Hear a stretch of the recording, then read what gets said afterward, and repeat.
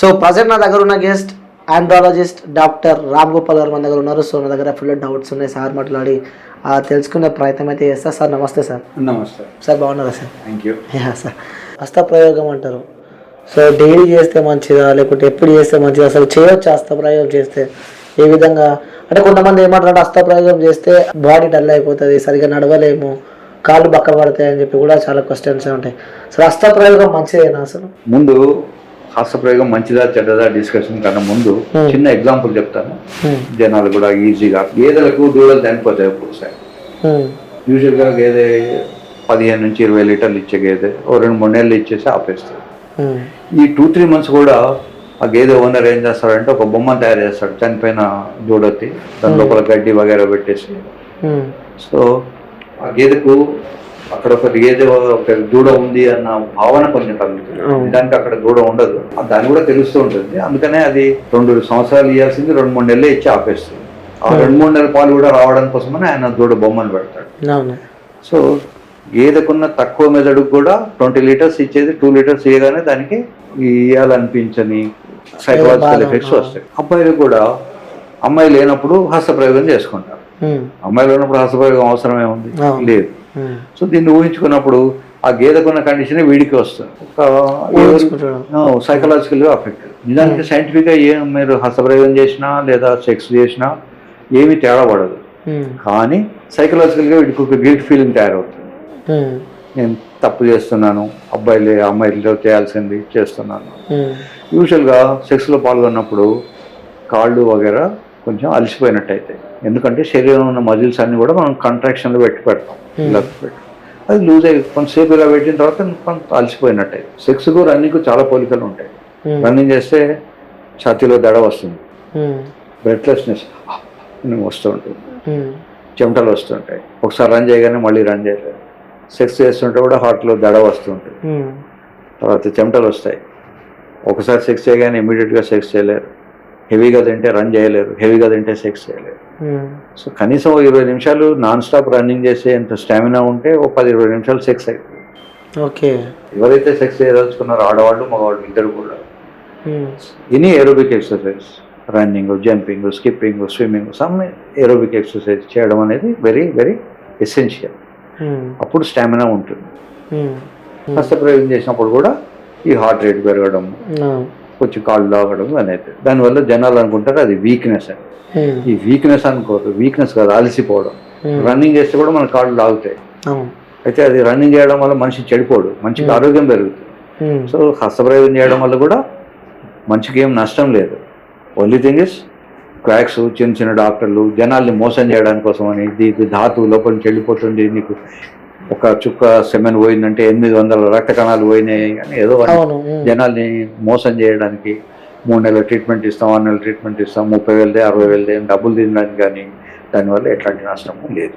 హస్తప్రయోగం వల్ల ఎలాంటి నష్టం లేదు. అయితే ఒకటి, చాలా ఏళ్ళు అసలు అమ్మాయితో చేయకుండా కేవలం హస్తప్రయోగం చేస్తూ ఉంటే ఆ గేదెకున్న కండిషన్ లాగానే ఒక రకమైన సైకలాజికల్గా న్యూనత వస్తుందే తప్ప యాజ్ సచ్గా డిసీజ్ ఏమీ రాదు. ఒక మనిషి ఎన్నిసార్లు డ్యాన్స్ చేయగలరు?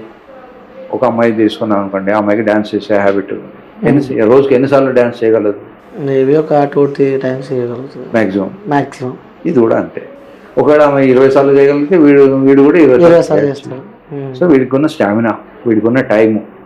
చాలా మంది ఏంటంటే ఎడ్యుకేషన్ కూడా డిస్టర్బ్ చేసుకొని, మాస్టర్బేట్ చేసుకొని, అలసిపోయి పడుకొని చదువుకోకుండా సరిగ్గా ఇంటర్మీడియట్ ఆ లెవెల్లోనే డిజైర్స్ వస్తుంటాయి, అదే లెవెల్లో సెక్సువల్ చేంజెస్ వస్తుంటాయి బాడీలో. అసలు అప్పుడే కెరీర్ డెసిషన్ వచ్చేది. సో చాలా మంది ఐఏఎస్ చేయాల్సిన వాడు బిల్ కలెక్టర్ తోటే జీవితం గడపాల్సి వస్తుంది.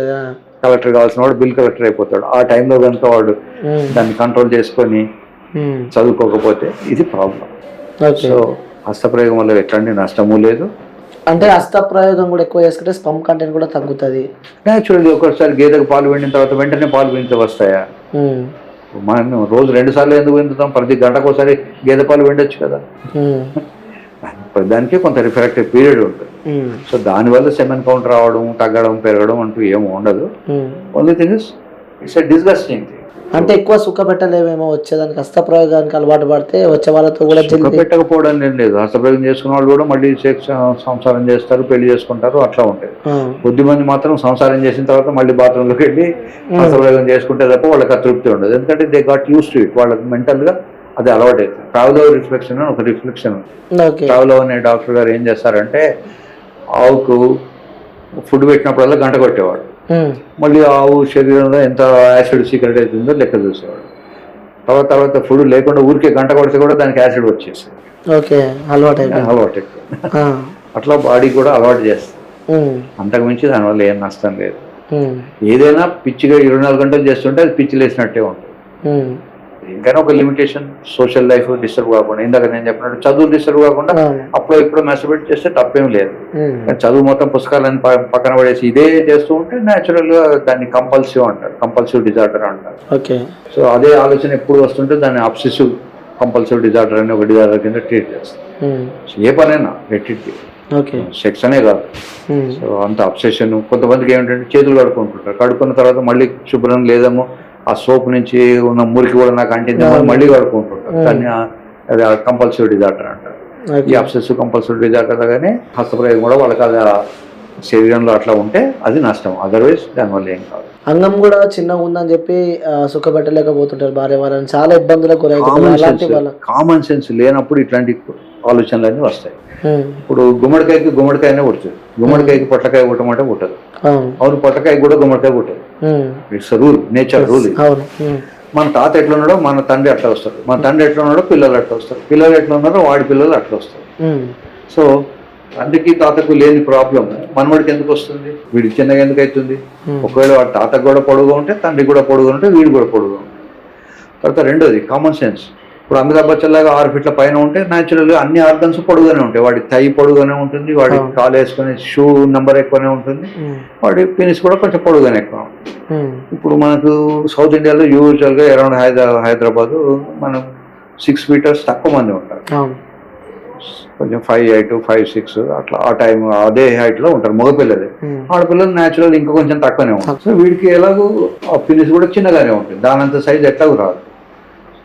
ఏ పోర్న్ మూవీ చూసుకొని ఆఫ్రికన్ వాడికి ఉన్నది చూసుకొని మనకు లేదు అని అనుకోవడం ఇది పొరపాటు. ఎవరి లైఫ్ వాళ్ళకి. భగవంతుడు ఇక్కడ ఉన్నవాడికి ఇబ్బందులు కాకుండా ఇక్కడ ఉన్న అమ్మాయిల్ని పొట్టిగానే చేస్తాడు, ఇక్కడ ఉన్న అబ్బాయిల్ని పొట్టిగానే చేస్తాడు, వాడికి ఇచ్చే అంగం కూడా పొట్టిగానే చేస్తాడు. అట్లాగే అమెరికాలో ఆఫ్రికాలో ఉండేవాడి అంగం పొడుగానే పెడతాడు, వాడికి అమ్మాయి కూడా వేజైనా కూడా పెద్దదే పెడతాడు. సో అన్ని పెద్దగానే వస్తాయి వాడికి. సో అందుకనే ఇక్కడ వాళ్ళు అక్కడ సంసారాలు చేస్తున్నారు, కొన్ని మిలియన్స్ ఆఫ్ ఇయర్స్ నుంచి పిల్లల్ని కంటున్నారు. వాళ్ళు ఎవరికి లేని ప్రాబ్లం ఇవాళ మనకు పూర్ణ వచ్చిన తర్వాతనో లేదా మొత్తం ప్రపంచంలో ఏమవుతున్నది అనేది ఇమ్మీడియట్ గా తెలుస్తుంది. అంటే వాళ్ళు చేయలేకపోతున్నాడు, చూసి అయ్యో మనం చేయలేకపోతున్నాం. అయితే పోర్నోగ్రఫీలో యూజువల్ గా ఏంటంటే వాళ్ళు కొన్ని సెలెక్టెడ్ గా టాబ్లెట్స్ ఇవ్వడము, అబ్బాయికి ఇంజక్షన్లు ఇవ్వడము, లేదా కెమెరా ట్రిక్స్ చూపించిందే మళ్ళీ మళ్ళీ చూపెట్టడము, అట్లా చేసి ఒక ఫాల్స్ ఇంప్రెషన్ మనం క్రియేట్ చేస్తారు. సో అట్లాంటి ట్రిక్స్ వాడతారు, అంతేగాని ఇది ఏదో అవుతుంది అని కాదు. ఓకే. సో ఇంకోటి సార్, జల్దీ స్పీడ్గా వాళ్ళ స్పమ్ కంటెంట్ రిలీజ్ అవుతుందని చెప్పి కూడా వితిన్ 2 minutes 1 minute కూడా కొంతమంది ఇబ్బందులు పడుతుంటారు, ఫాస్ట్గా వస్తుందని చెప్పి. దానికి ఏ విధంగా చర్యలు తీసుకుంటే మంచిది? ఎర్లీ ఇజాక్యులేషన్ ఇప్పుడున్న దీన్ని ప్రిమచ్యూర్ ఇజాక్యులేషన్ ఇదివరకు అనేవాళ్ళు, ఇప్పుడు దీని ఒక టర్మ్ మార్చేసి ఎర్లీ ఇజాక్యులేషన్ అంటారు. ఇజాక్యులేషన్ అంటే లోపల ఉన్న ఫ్లూయిడ్ బయటికి రావడం. ఫ్లూయిడ్ రాగానే ఆటోమేటిక్గా ఇది ఇంత హార్డ్గా ఉంది కాస్త మెత్తగైపోతుంది. ఈ ఫ్లూయిడ్ రాకుండా ఉండేందుకోసం అని కొన్ని స్పెషల్ ఎక్సర్సైజెస్ ఉన్నాయి. స్టాప్ అండ్ స్టార్ట్ టెక్నిక్ అంటారు. యూరిన్ పోస్తూ ఒకసారి ఆపేసి 1 నిమిషం ఆగి మళ్ళీ పోయడం. అప్పుడు పొట్టను వెనక్కి లాక్కుంటాం మనం తెలియకుండానే. It's type of exercise.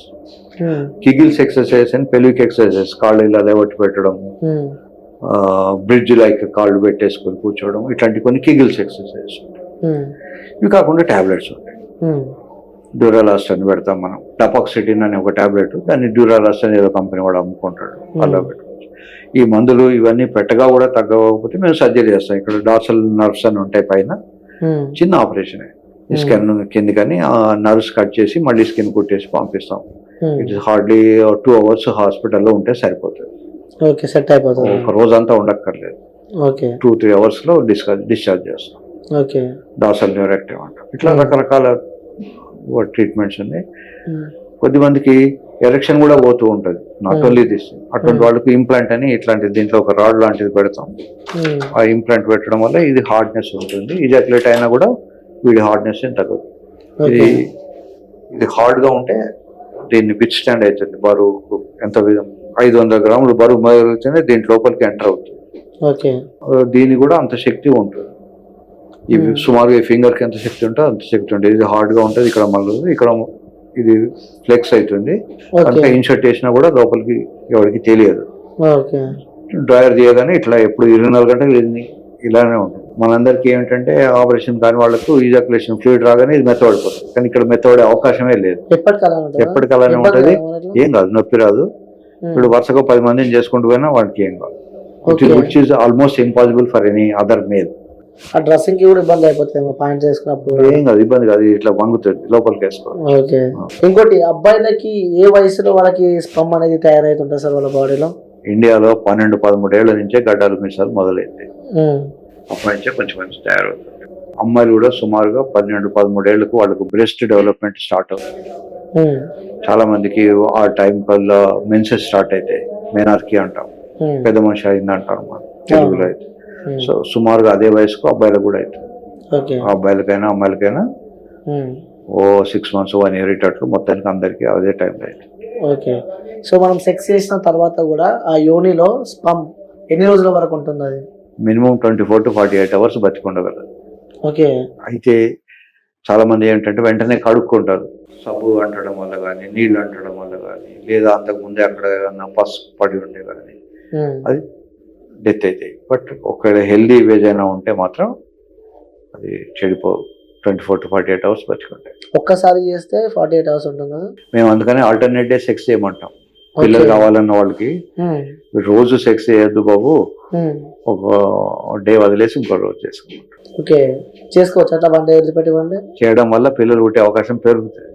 Okay, daily చేయడం వల్ల రాదు. ఇప్పుడు గేదెకు రోజు పొద్దున్న 9 గంటలకు, పొద్దున్నే 5:30కు పాలు విన్నాం అనుకోండి, మళ్ళీ 9 గంటలు కాగానే మళ్ళీ పాలు వింటా అంటే రాదు. ఒకవేళ వచ్చినా కూడా సఫిషియంట్ క్వాంటిటీ రాదు, కొంచెం వస్తుంది. అలాగే అబ్బాయిలకు కూడా ఒకసారి సెక్స్ చేసినప్పుడు 7 కాగానే మళ్ళీ నిన్న చేశాను అనుకోండి, మళ్ళీ వాడు వెంటనే రావాలనుకుంటే సరిపోయేంత రాదు. నిజానికి సెమెన్ టెస్ట్ చేయాలంటే 3 రోజులు మినిమం గ్యాప్ ఇవ్వాలి. ఓకే, ఈ రోజు చేసిన తర్వాత 3 days గ్యాప్ ఇచ్చిన తర్వాత చేస్తే మంచిది, పిల్లలు పుడతారంట. అట్లా కాదు, అది టెస్ట్ కు 3 రోజుల గ్యాప్ ఏమో టెస్ట్ కు. Okay okay okay. పిల్లలు కావాలనుకుంటే ఆల్టర్నేట్. ఇంకోటి సార్, గర్భంతో ఉన్న మహిళలకి సెక్స్ కోరికలు ఎక్కువగా ఉంటాయని చెప్పి మనం వింటాం. ఉండొచ్చు, ఉండకపోవచ్చు, ఇది సబ్జెక్టివ్ వేరియేషన్, అందరికీ ఉండదు. కొంతమందికి వాళ్ళకి ఆ అవస్థలో అసలు ఇబ్బంది పడుతుంటారు, లేదా కొద్దిమందికి హార్మోన్స్ ఎక్కువైపోయి డిజైర్ కూడా ఉండొచ్చు, పెరగచ్చు, నార్మల్ ఉండొచ్చు. దానివల్ల దీనికి సంబంధం లేదు. కానీ గర్భవతితో సెక్స్ చేయదలుచుకున్నప్పుడు కొన్ని ప్రికాషన్స్ ఇతను తీసుకోవాలి, చేయొచ్చు. సెక్స్ అంటే కేవలం పెనట్రేటివ్ సెక్సే సెక్స్ అనుకోవడం పొరపాటు. నాన్ పెనట్రేటివ్ సెక్స్ కూడా సెక్సే. అంటే అదే విధంగా ఉంటుంది. ఫర్ ఎగ్జాంపుల్ కౌగిలించుకోవడం, ముద్దించుకోవడం, ఇది కూడా సెక్సే. సో ప్రెగ్నెంట్ అమ్మాయి కనుక ఉంటే ఒళ్ళో కూర్చోబెట్టుకోవాలి. ఇతను అబ్బాయి కుర్చీలో కూర్చొని అమ్మాయిని ఒళ్ళో కూర్చోబెట్టుకోవాలి, అప్పుడు టచ్ ఉంటుంది. టచ్ లో కూడా ఎంజాయ్మెంట్ ఉంటుంది. అసలు 99% ఎంజాయ్మెంట్ టచ్ లోనే వస్తుంది. చాలా మంది అనుకుంటారు ఓన్లీ పెనట్రేటివ్ సెక్స్ మాత్రమే సెక్స్ అనుకుంటారు. కొంత ఏజ్ వచ్చిన తర్వాత పెనట్రేషన్ ఆగిపోతుంది. 56 ఏళ్ళు రాగానే మనిషి చేయలేరు. దాన్ని క్రైటీరియా తీసుకొని చాలా మంది ఫీల్ అయిపోయి తనకు మొగతనం పోయింది, తను లైఫ్ వేస్ట్, ఇట్లాంటి ఆలోచనలు వస్తాయి. కనుక సెక్స్ ఎంజాయ్ చేయడం, ఈవెన్ చూస్తూ కూడా ఎంజాయ్ చేయొచ్చు. ఇందాక నేను ఒక ఎగ్జాంపుల్ చెప్పాను ఫ్లవర్ గురించి. ఫ్లవర్ ను మనం కేవలం వెళ్ళి దాన్ని తగిలితేనే మనకు ఎంజాయ్మెంట్ రాదు, ఫ్లవర్ చూస్తే కూడా వి ఎంజాయ్ ఇట్.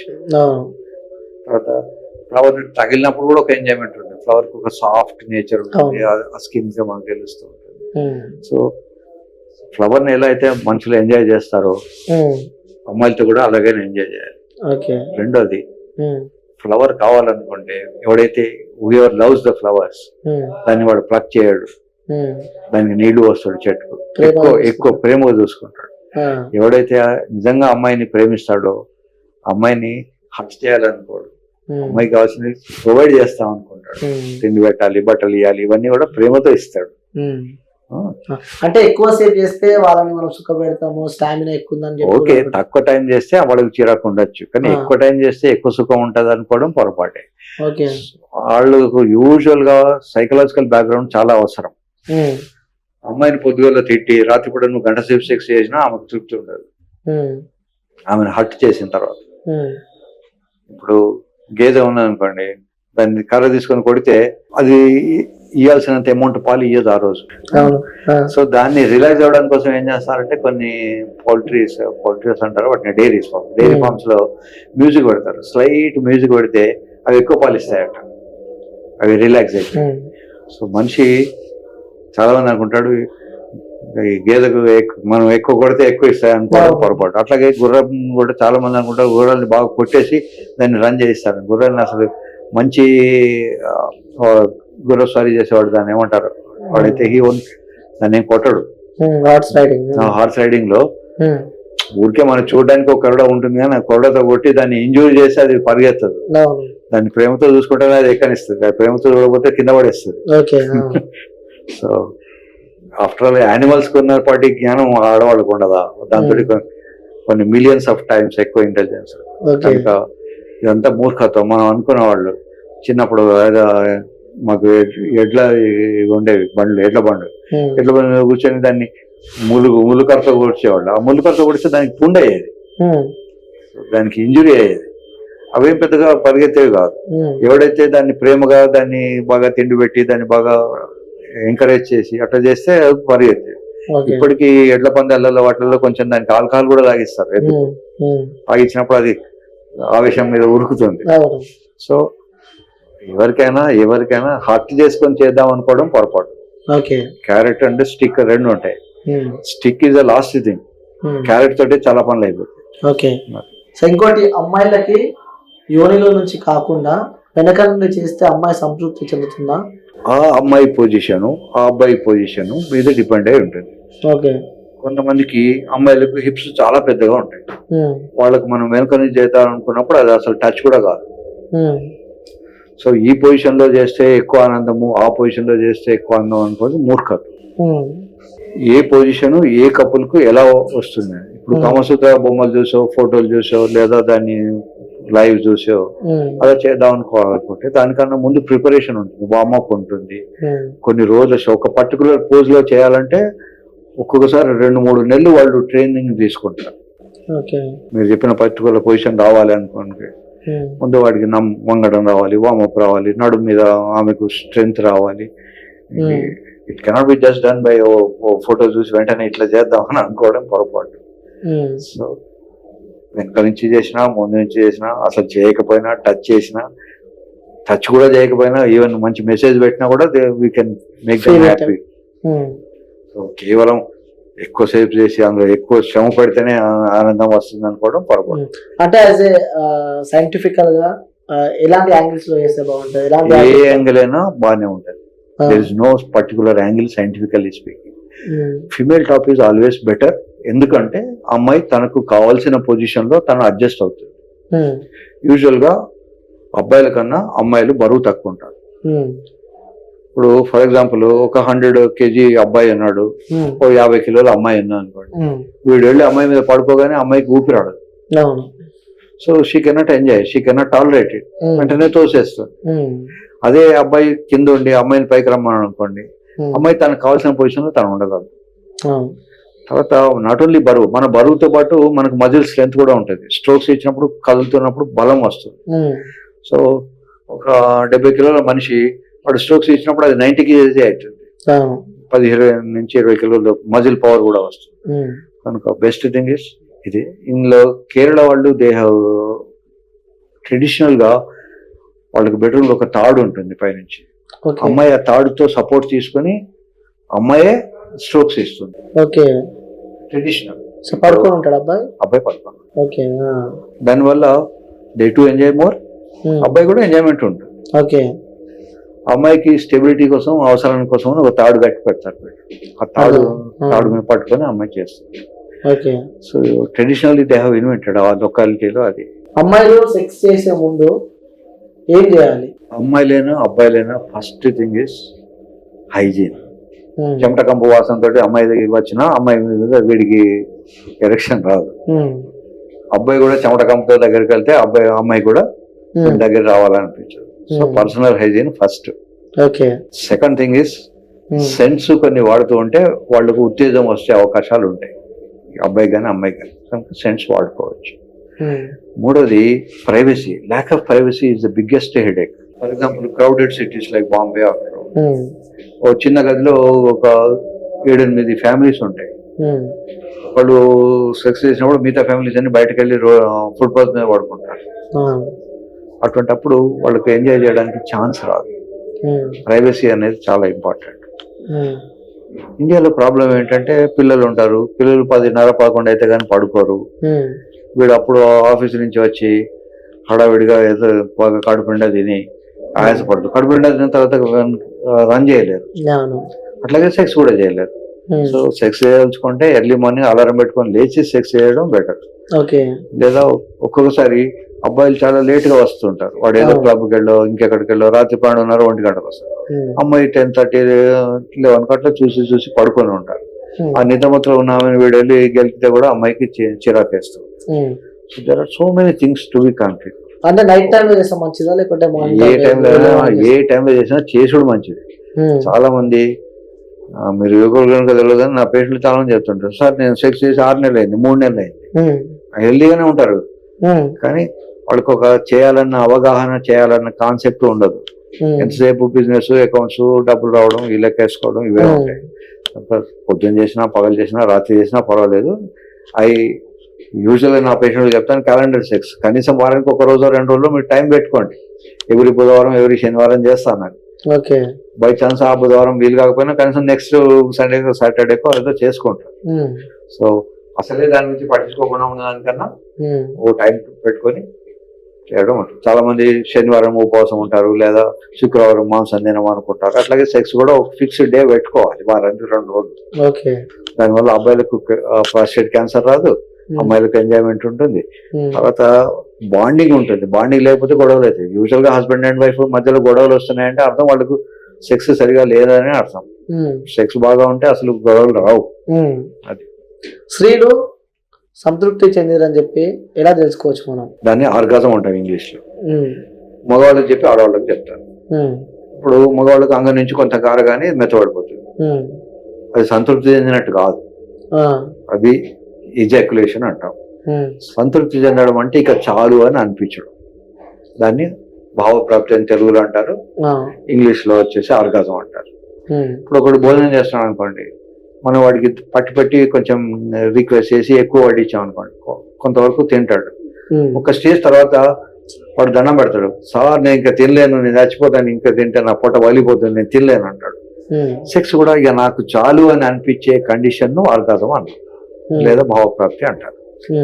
మగవాళ్ళు చాలా మంది అనుకుంటారు ఇజాక్యులేట్ కాగానే తనకు భావప్రాప్తి వచ్చింది. భావప్రాప్తి రాదు, ఏం రాదు. అది అమ్మాయిలకు యూజువల్ గా సెక్స్ చేసినప్పుడు కండరాలు అన్ని ఇలా బీసి పట్టుకుంటారు. వాళ్ళకు భావప్రాప్తి కలిగితే లేదా ఆర్గాజం వస్తే వాళ్ళు రిలాక్స్ అవుతారు. అది గమనించాలి. మనకి ఏదో సైరన్ బెల్ వస్తుందని అనుకోవడం పొరపాటు. ఒక్కొక్క అమ్మాయి ఒక్కొక్క రకంగా బిహేవ్ చేస్తారు, బట్ ఇన్ జనరల్ గా we can see the relaxation.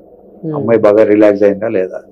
ఇంకోటి ఏంటంటే ఇండియాలో ఇంకొక పెద్ద ప్రాబ్లం, వీడు సెక్స్ చేస్తున్నప్పుడు ఆయాసపడుతుంటాడు. అమ్మాయికి భయం వేస్తుంది, వీడు చచ్చిపోతాడేమో భర్త అని. చాలు నాకు ఐఎమ్ హ్యాపీ అని చెప్పేసి వాడిని పక్క దోసేస్తాడు.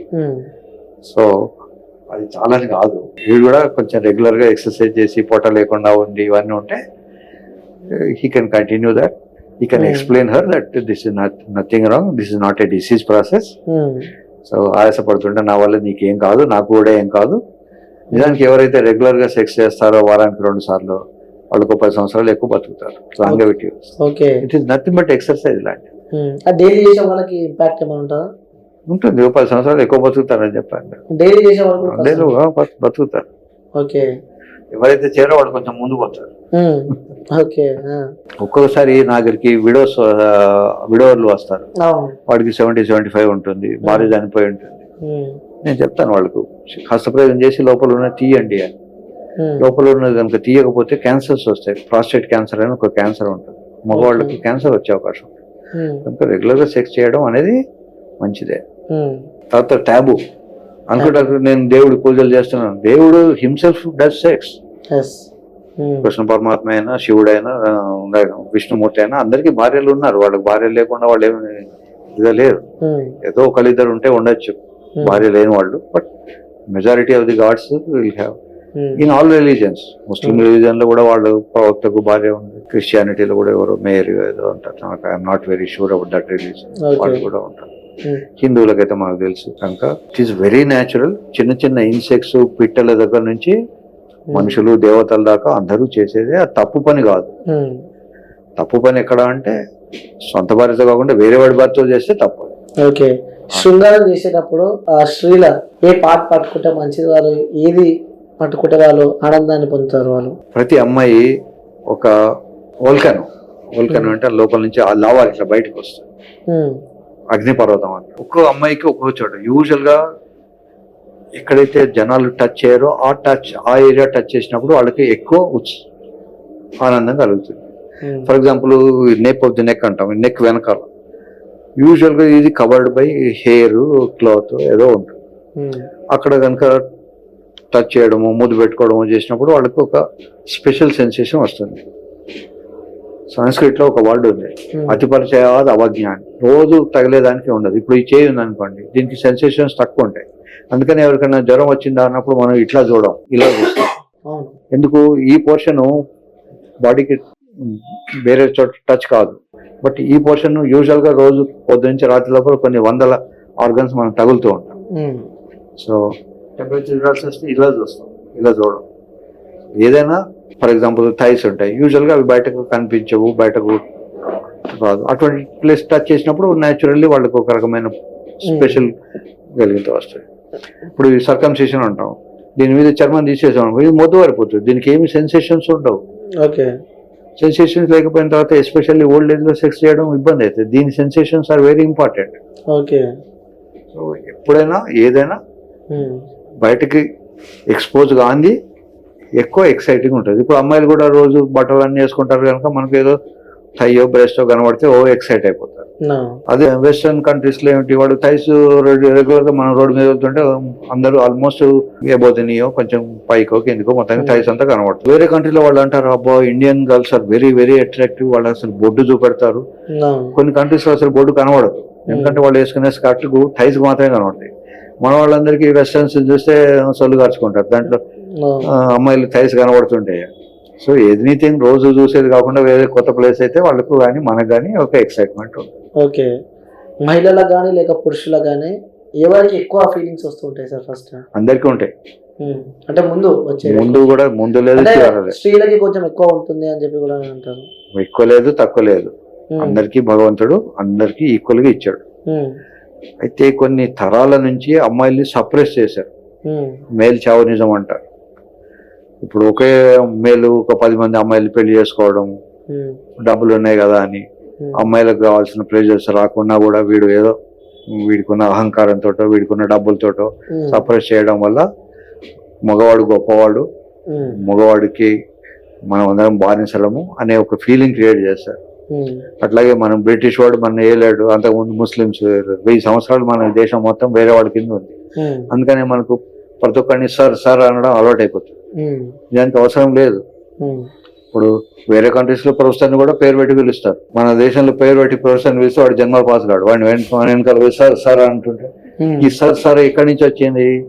ఇది మనకు బ్రిటిష్ వాడు పెట్టిన దరిద్రమైన కల్చర్. వాడు సరే ఏమిటి, మనం కాకపోవడం ఏమిటి? అంటే సెక్స్ చేసేటప్పుడు కూడా చాలా మంది కొన్ని అడ్డం వాడుతుంటారు, పిల్లలు పుట్టకుండా ఉండడానికి కోసం, లైక్ కాటన్స్ లాంటివి అలాంటివి వాడుతుంటారు. వాడచ్చు, తప్పేమీ లేదు.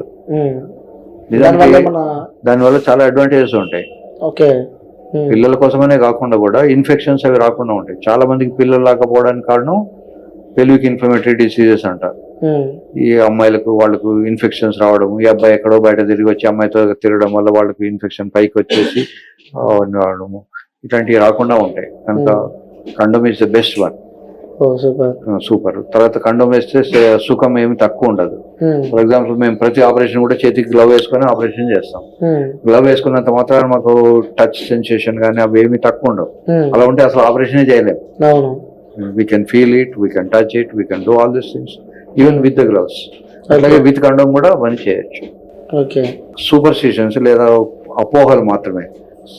ఓన్లీ న్యాచురల్ గా సెక్స్ చేస్తే ఎక్కువ సుఖం ఉంటుంది అని అనుకోవడం. సో అంటే వితౌట్ కాండం చేసినా కూడా సార్ పిల్లలు పుట్టకుండా ఉండడానికి పిల్లలు పుట్టకుండా ఉండడానికి కారణాలు 20% ఆఫ్ ది కపుల్ అబ్బాయికి అమ్మాయికి అన్ని నార్మల్ గా ఉన్న కూడా పుట్టరు. 20%. అసలు ఈవెన్ దెన్ కొన్ని మిలియన్స్ ఆఫ్ పిల్లలు రోజు పుడుతూనే ఉంటారు. సో ఇట్ ఈ వెరీ మైక్రోస్కోపిక్ థింగ్. అబ్బాయి దగ్గర నుంచి ఒక స్పర్ము, అమ్మాయి దగ్గర నుంచి ఒక ఊసైటు, అవి కళ్ళకు కనపడవు, మైక్రోస్కోప్ లో చూడాల్సి. దాని మీద చాలా చాలా ఎఫెక్ట్స్ ఉంటాయి. అబ్బాయి టెంపరేచరు, అమ్మాయి టెంపరేచరు, లోపల ఉండే ఆ ఎంబ్రియో ఉన్నప్పుడు దానికి టెంపరేచర్ ఎఫెక్ట్, దాని చుట్టూ ఉన్నటువంటి ఎన్విరాన్మెంటల్, తర్వాత వాళ్ళకున్న డిసీజ్, వీళ్ళకున్న డిసీజ్, ఇట్లా 1,09,000 దానికి ఇన్ఫెక్షన్ రావడం. అందుకనే ప్రతి టెస్ట్ ట్యూబ్ అటెంప్ట్ సక్సెస్ కాదు. ఈవెన్ బెస్ట్ ఆల్సో 30-40 అయితే గొప్ప. 100 మందికి టెస్ట్ ట్యూబ్ బేబీ చేసినా 100 మందికి పిల్లలు పుట్టరు. 30-40 అయితే చాలా మంచి ఇన్స్టిట్యూట్ కింద లెక్క. లైక్ దట్ పిల్లలు కావాలనుకున్నప్పుడు వ్యాధులు ఏమి లేకుండా మంచి ఎక్సర్సైజ్ చేసి, తర్వాత కేవలం పిల్లలు ఫిజికల్ గా పుట్టడమే కాదు, లోపల పెరుగుతున్నంత టైం కూడా అమ్మాయిని ఉత్సాహంలో ఉంచాలి. అమ్మాయిని హార్ట్ చేసి అవి చేస్తే పుట్టే పిల్లలు దరిద్రంగా పుట్టే అవకాశం ఉంటుంది. ఆ 9 months కూడా అమ్మాయి మనస్సు ప్రశాంతంగా ఉండేటట్టు చూసుకోవాలి. ఎలాగో ఆమె ప్రెగ్నెంట్ కదా, ఆమెతో చేయట్లేదు, ఇంకెక్కడో బయట చేసి వస్తే ఈ విషయం తెలిసి అమ్మాయి దుఃఖపడింది అనుకోండి, అమ్మాయి దుఃఖమే కాదు, లోపల ఉండే పాప కూడా సరి అయిన పోషణ రాదు, సరి అయిన డెవలప్మెంట్ రాదు. మీరు మన స్క్రిప్ట్స్ లో ప్రహ్లాదుడి గురించి వినుంటారు, లేదా అభిమన్యుడి గురించి. అభిమన్యుడు పొట్టలో ఉన్నప్పుడు అర్జునుడు ఆ యుద్ధం అవన్నీ చెప్పేవాట. అట్లాగే scientifically it is proven that మనం బయట ఉండే విషయాలు లేదా ఆమె తల్లికి ఉన్న మానసిక స్థితి వీటి వల్ల కూడా లోపల బేబీకి ఎఫెక్ట్స్ ఉంటాయి. చాలా మంది సార్ అంటే ఫస్ట్ టైం సెక్స్ చేసిన వెంటనే భయపడుతుంటారు, స్పామ్ రిలీజ్ అయినా మన పిల్లలు పుడతారేమో అని చెప్పి చాలా టెన్షన్ పడుతుంటారు. సో ఎన్ని టైమ్స్ చేస్తే ఆ పిల్లలు పుట్టే అవకాశం ఉంటుంది? ఎన్నిసార్లు చేసినా పుట్టకపోవచ్చు, ఒక్కసారి కూడా పుట్టవచ్చు. ఒక ఇన్సిడెంట్ చెప్తా. ఒక పెద్ద మనిషి 70 year old man 20 year old అమ్మాయిని రేప్ చేయడానికి ట్రై చేశాడు. అటెంప్ట్, రేప్ కాలేదు. అమ్మాయి తన అండర్ వేర్ చేయలేదు. ఈ లోపల వీడు చొల్లు కార్చుకొని ఓ చుక్క దాని మీద పడింది. After some time she became pregnant. Sperm పడి ఆ అమ్మాయి హెయిర్ నుంచి ఇట్లా మెల్లగా లోపలికి వెళ్ళిపోయింది. ఆమె కన్నెపలు కూడా కట్ కాలేదు. అది హైమన్ ఇంటాక్ట్ ఉండగానే she became pregnant. He was caught and he was sent to jail and other things. కనుక స్పర్మ్ ఇన్నిసార్లు చేస్తే పిల్లలు పుడతారు, ఇన్నిసార్లు చేస్తే పిల్లలు పుట్టరు అట్లా ఏమో ఉండదు. యూజువల్ గా దానికి ఒక టైం ఉంటుంది. జనరల్ గా ఏంటంటే మెన్సెస్ వచ్చిన తర్వాత ఆ రోజున day 1 కింద లెక్కేస్తారు. అరౌండ్ 13th day అమ్మాయికి 13వ రోజు, నాట్ డేట్. అమ్మాయి ఏ 3వ తారీఖు నాడో మెన్సెస్ వచ్చినాయి అనుకోండి, అప్పుడు 3వ తారీఖు వస్తే అది 16వ తారీఖు అయితే ప్లస్ 13 day 1 కింద లెక్కేసుకోవాలి. 13th day నాడు దానికి ఓ రోజు ముందో వెనకాలలో పిల్లలు పుట్టే అవకాశం ఉంటుంది. అప్పుడు సెక్స్ చేస్తే అంటే పీరియడ్స్ టైంలో కూడా సెక్స్ చేస్తే జల్దీ పిల్లలు పుడతారు? అస్సలు పుట్టరు. పీరియడ్ టైంలో ఊసైట్ ఉండదు. ఏమిటంటే ఇప్పుడు మనం వ్యవసాయం చేసినప్పుడు ముందు పొలంలో దున్ని నారు పోసుకొని అన్ని రెడీగా పెట్టుకుంటాం. నారు తీసుకొచ్చి పెట్టకన్నా ముందే నీళ్లు పెట్టుకుంటాం, మెత్తగా ఉంటాయి, లోపల రాయి ఏమన్నా కూడా తీసేసుకుంటాం. అలాగే భగవంతుడు యూట్రస్ లోపల, గర్భసంచి లోపల ఒక ఫైన్ లేయర్ తయారు చేసి పెడతాడు. ఒకవేళ దీంట్లో గర్భం వస్తే దాన్ని రిసీవ్ చేసుకోవడానికి వస్తుంది. ఆ గర్భం రాకపోతే ఆ తయారు చేసిన ఫైన్ లేయర్ బయటకు వస్తుంది, అదే మెన్సెస్. ఆ టైంలో ఊసైట్ ఉండదు. ఆ టైంలో సెక్స్ చేస్తే అది ప్రెగ్నెన్సీ రాదు. అర్థమైంది? సో అది దానికోసం మళ్ళీ నెక్స్ట్ ప్రెగ్నెన్సీ అప్పుడు మళ్ళీ నెక్స్ట్ మంత్ లో కూడా భగవంతుడు మళ్ళీ తయారు చేసి పెడతాడు. దాన్ని ఎండోమెట్రియం అంటాం. అది రావాలి. అందులో ప్రెగ్నెన్సీ వస్తే దాన్ని నిలదొక్కుకోవాలి. దాని థిక్నెస్ కూడా మేము లెక్కిస్తాం స్కానింగ్ చేసి. ఓకే. మినిమం 8 మిల్లీమీటర్స్ ఉండాలి, అంతకన్నా తక్కువ ఉంటే అందులో రాదు. ఇప్పుడు మనం చెట్టు పెట్టదలుచుకున్నాం అనుకోండి, దాని డెప్త్ కూడా అవసరం మనకు. మరియు మీది మీద 1 ఇంచు 2 సెంటీమీటర్లో మట్టి పోసి అక్కడ చెట్టు పెడితే రాదు. చెట్టుకు వేర్లు పోయేందుకు కొంచెం జగ కావాలి, స్పేస్ అవసరం. ఇంకోటి సార్, మద్యం తాగినప్పుడు కూడా ఎక్కువ చేయలేకపోతూ ఉంటారు. సో దాని రీజన్ ఏంటంటే చెప్తాబట్టి షేక్స్పియర్ ఎప్పుడో 1000 years బ్యాక్ ఎప్పుడో చెప్పాడు, it increases the desire and takes away the performance అంటారు. Alcohol effects increases the desire. అది తీసుకున్నప్పుడు కోరిక ఎక్కువైతుంది కానీ పర్ఫార్మెన్స్ తగ్గిపోతుంది. ఎందుకు అంటే కోరిక ఎట్లా వస్తుంది అంటే వాడికి భయం పోతుంది. సామాన్యంగా మర్డర్ చేసేవాళ్ళు కూడా కొంచెం పోయి కళ్ళు తాగి తర్వాత మర్డర్ చేస్తారు. ఎందుకంటే పోలీసుల భయమో కోర్టుల భయమో అప్పుడు ఉండదు. ఆ కళ్ళు తాగిన ఎఫెక్ట్ కొద్ది నిమిషాలు కొద్ది గంటలు. అందుకని కొద్దిమంది ఆల్కహాల్ తీసుకొని చేస్తారు. ఈ పర్ఫార్మెన్స్ తగ్గిపోవడానికి కారణం ఏంటి అంటే క్రానిక్ గా తీసుకునే వాళ్ళకు లోపల హార్మోన్స్ తగ్గిపోతాయి, లివర్ డ్యామేజ్ అయిపోయి అట్లా పోతుంది. తర్వాత బాడీకి ఆల్కహాల్ అనేది నాట్ ఏ వెల్కమింగ్ థింగ్. ఇప్పుడు మనకు నీళ్ళు ఎంత అవసరమో ఆల్కహాల్ అంత అవసరం లేదు. మనం కొద్ది రోజులు నీళ్లు తాగకపోతే మనకు డ్రై అయిపోతుంది, మనకు డెత్ అవుతుంది. కొద్ది రోజులు ఆల్కహాల్ తాగకపోయినా ఏం కాదు. మన వాళ్ళు కూడా అది చేస్తారు కదా, నల్ల బట్టలు కట్టుకొని డిసెంబర్లో అయ్యప్ప స్వామి మాలలో వేసుకుంటే 40 days తాగారు, వాడికి ఏమీ కాదు. అయితే రెగ్యులర్ గా తాగేవాడు మానేస్తే వాడికి విత్డ్రావల్ ఎఫెక్ట్స్ వస్తాయి, అది వేరే విషయం. బట్ జనరల్ గా తాగపోయినా ఏం కాదు. సో బాడీకి అంత అవసరమైంది ఏం కాదు. అది బాడీకి అవసరం నీళ్ళు అవసరం, ఫుడ్ అవసరం, ఇవన్నీ మినిమల్ థింగ్స్ అవసరం. సో ఆల్కహాల్ తీసుకోవడం వల్ల భయం మాత్రమే పోతుంది, పర్ఫార్మెన్స్ గొప్పగా వస్తుంది అనుకోవడం పొరపాటు. ఓకే. సో చివరిగా సెక్స్ గురించి చెప్పాలి ప్రజలకి అర్థమయ్యేటట్టు ఏం చెప్తారు? ఒకటి, న్యాయంగా ధర్మంగా ఉన్నప్పుడు మంచి పిల్లలు వచ్చే అవకాశం వస్తుంది. ఇకపోతే ఎంజాయ్మెంట్ చేస్తాం అనుకున్నప్పుడు అప్పుడు కూడా న్యాయంగా ధర్మంగా ఉన్నప్పుడు రోగాలు రాకుండా ఉంటాయి. ఒకవేళ ఆ కంట్రోల్ లేదు అని అనుకున్నప్పుడు కనీసం నిరోధ వాడడం వల్ల అమ్మాయికి ఇబ్బందులు రాకుండా ఉంటాయి, అబ్బాయికి ఇబ్బందులు రాకుండా ఉంటాయి. అమ్మాయిలకు కూడా స్పెషల్ కండోమ్స్ వచ్చాయి అబ్బాయి లాగానే, వాడు కూడా పెట్టుకోవచ్చు. This is secondary. ప్రైమరీ న్యాయంగా ధర్మంగా ఉండడం, సెకండరీ ఇవన్నీ ప్రివెంటివ్ స్టెప్స్ తీసుకోవడం. థర్డ్ స్టెప్ ఏంటంటే తీరా పోయి వచ్చిన తర్వాత కనీసం డాక్టర్ని కలిసి వైద్యం చేసుకోవడం. అలా కలిసినప్పుడు వచ్చే వ్యాధులని ఎర్లీగా పట్టుకోవడం, వాటికి ట్రీట్మెంట్ తీసుకోవడం, అవన్నీ. So at all levels one should try to reach the best thing. Okay sir, thank you sir. ఇప్పుడు ఆపరేషన్ లేకుండానే మోకాళ్లకు ప్లాస్మా ట్రీట్మెంట్. మీ ఆర్థోపెడిక్ సమస్యలన్నిటికీ రోబోటిక్ టెక్నాలజీ ద్వారా తక్కువ ఖర్చుతో శాశ్వత పరిష్కారం. ఫ్రీ కన్సల్టేషన్, ప్రతి ట్రీట్మెంట్ పై 20% డిస్కౌంట్. ఈ ఆఫర్ కొద్ది రోజులు మాత్రమే, త్వరపడండి. V9 hospitals 9281465842.